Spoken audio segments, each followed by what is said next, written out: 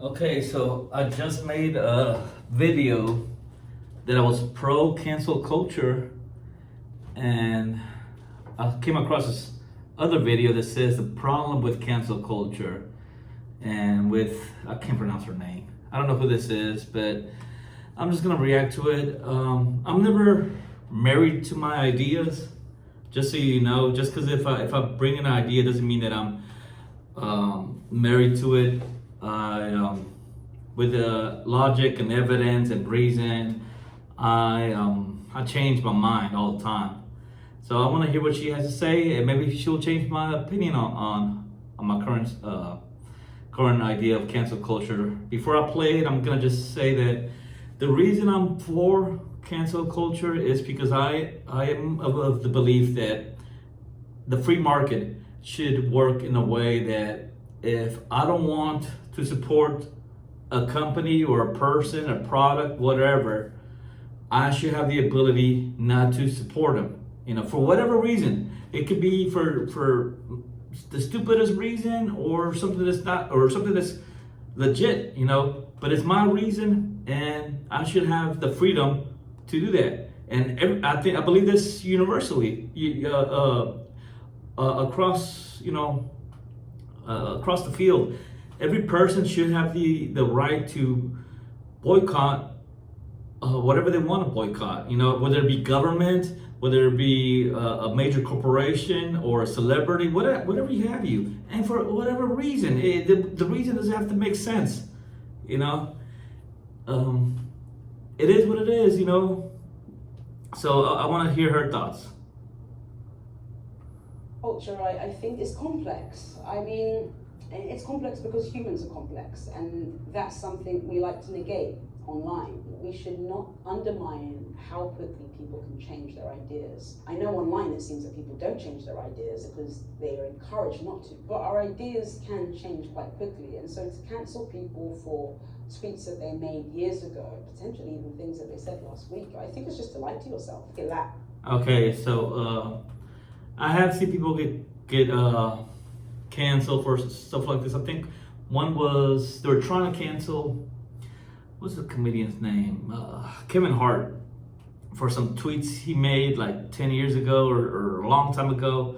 And again, me personally, if you want to cancel somebody because something they said 10 years ago or a week ago, a day ago, that's on you, man. I mean, if that's what you want to do, go ahead. Now, if that person, really wants to not lose their fan base, it's up to them to defend their actions. Whatever actions you've done in your life, you know, if you say, "Hey, man, that was a younger me. I'm not that person. I'm a different person," or I just want to explain myself. You know, by all means. But again, you could cancel somebody just because you don't. I don't know, just because you don't like how they look. It's up to you. You make the rules, and if those are your rules, that you don't like what they said 10 years ago, or when they were 5 years old or in kindergarten. That's up to you. You know.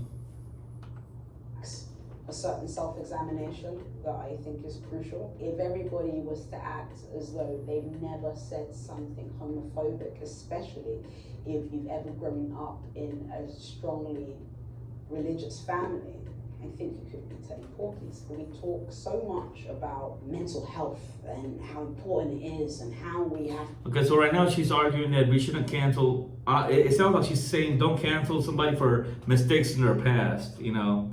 But again, like I said, if you want to, go ahead. If you don't, whatever. I would argue on that case that people are not who they used to be. Everybody's always changing. You know, I'm not the same person I was a few years ago, or 10 years ago, or 15. You know, I'm always changing. Just me personally, I don't know. Some people don't change.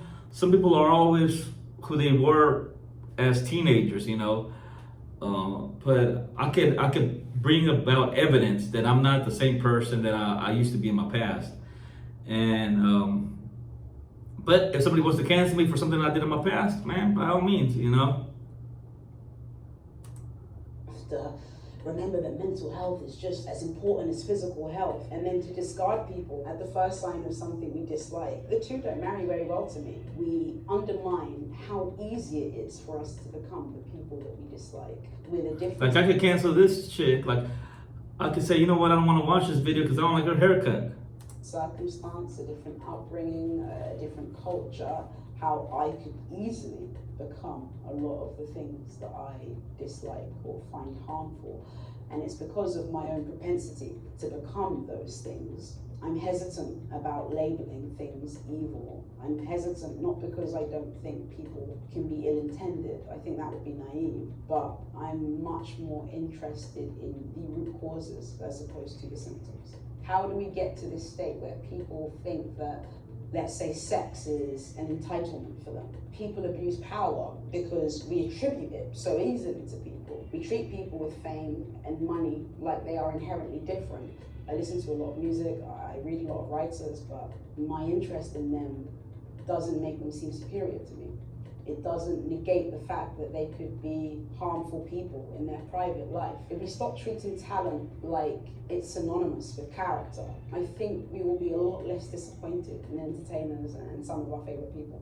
If you have committed a crime. I think maybe what she's trying to say is separate the art from the artist, which I do for the most part, to an extent. If I've mentioned on my platform that there's certain people that I won't play their music because of their past, and I don't want to entertain support them in any way, you know, just because of their things they did in their past, and so I am able in some instances to separate art from artist, but in some cases I can't. You know, it all depends on what are the things that they did. Like I said, like I mentioned R. Kelly and I don't know, some other people that if you were directly affected by them, I could see why you wouldn't want to support him. Or like Bill Cosby, you know, if you were one of his victims, like of course you probably couldn't separate the art from the artist. But in other cases where it doesn't affect you, you might be more like whatever, you know what, you know, like someone like Michael, well, I'm gonna say Michael Jackson because he wasn't convicted, but I'm not trying, can't think of somebody right now, but yeah, somebody who was definitely guilty of a crime, but you weren't the victim. It might be easier. A violent crime, a sexual crime, you should pay those consequences. I know a lot of people don't change, but I would never suggest that people can't change. They often do. I have. Many people I know have. And especially when you're met with the toughest adversity, I think that's a great mirror for change. I would say that it's easier to condemn people than ideas, because if we were to condemn ideas, we would see how those ideas have affected us at one point. We would see how those ideas are embedded in structures that we still defend. Oh, no one has a monopoly on toxic ideas. They kind of exist in all cultures. Changing your mind does confirm that you are still thinking. If you can look back on yourself 2 years ago, 3 years ago, 5 years ago, or maybe even a year, and slightly cringe, you know, without hating yourself, I think you're moving in the right direction. Part of the beauty of living is that we get to change our minds, update our beliefs, challenge ourselves, confront ourselves, and hopefully that brings a further understanding of who we are and who we are in relation to other people and how we are similar. So I think we should all be a little more humble, and we should always remember that just because something is popular, it doesn't make it good. There's a lot of things that are popular that are not good. There are a lot of things in history that have been popular that are not good. Sometimes I'm just saying right now, she's not making a good argument for me to against cancel culture.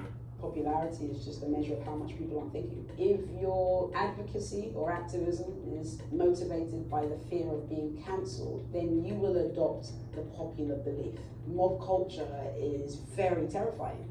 But I think if you are committed to trying to make the world a better place or the community a better place. I mean, I get what she's saying right here, like cancel culture might stop people from saying how they really feel, because they're like, well, I want to say something, but I don't want to get canceled. Now, what I have to say with that is, that's why financial freedom is important. You know, there's, like I mentioned this so many times in my show, there's like the two types of people who don't really care. That's the ultra rich, like people like that at the very top, at that 1%. People like Elon Musk. He can say whatever he wants because he has FU money, you know. He's not worried about any kind of repercussions, you know, because he has so much money that even if he were to get canceled, it ain't gonna make a difference, you know. He could be canceled by everyone on earth and he'll still be fine. And then there's other people like people in extreme poverty, like homeless people. They don't have any money, but they don't care about being canceled. What are you gonna take away from somebody that has nothing? You know, they could say whatever they want. They could be out in the corner on the street and say some, I don't know, racial slurs or whatever. And are they afraid of getting canceled? What are they afraid of? You know, they've lost everything. So people with all the money or with no money don't care. Now, for regular folk, we care because you don't want to say something that might cost you your job or your livelihood. And that's why I say we have to strive to be financially independent. When you're financially independent, that's when you really have freedom. You know, I'm not financially independent. I'm working towards that with crypto. It's a challenge. Hopefully I'll get there. But until then, I'm playing by them rules.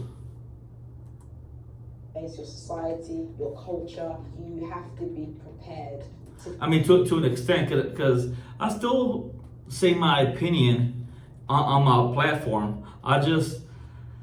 I censor myself. I can't say certain words because I don't want this to get age restricted. So I'm trying to not curse, and I'm also trying to not say other words that are not curse words that YouTube deems not ad friendly.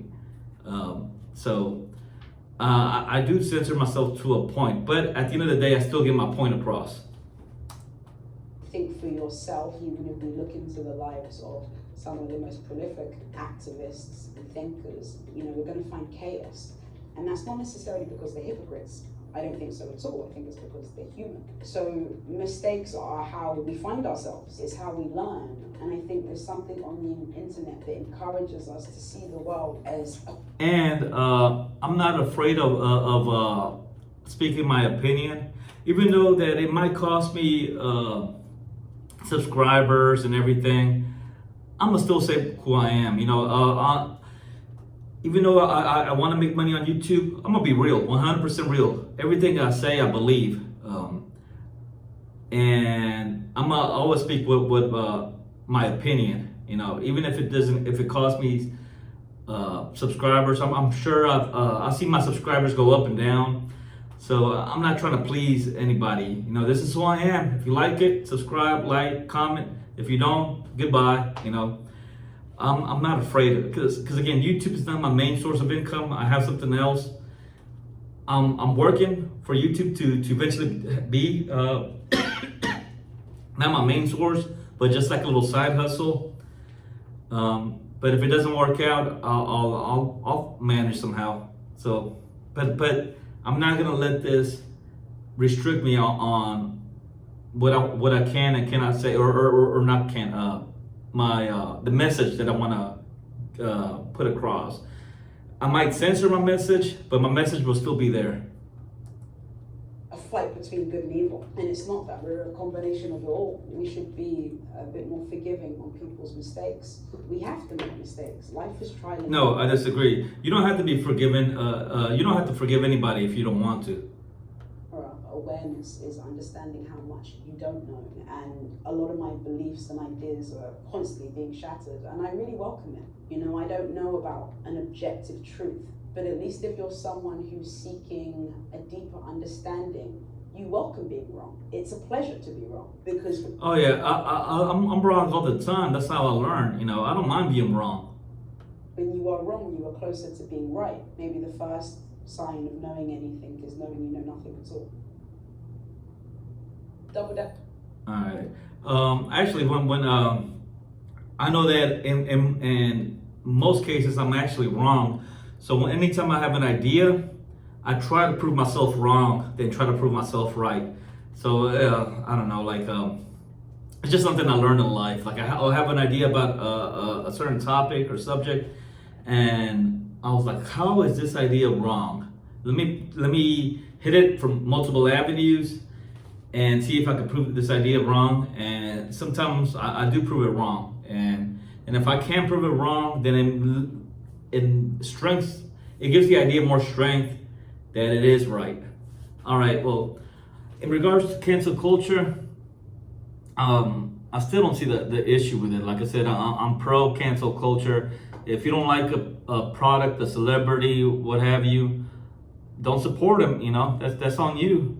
And if you don't want other people to support them, you could say, hey, yeah, don't support Taylor Swift or whatnot. Yeah, you could tell people to do whatever they want. You know, if they listen to you, okay. If they don't, whatever. It's a free world, free market. Those are my ideas. Let me know if your thoughts on cancel culture, and if you can find another video that you recommend that might change my mind, let me know.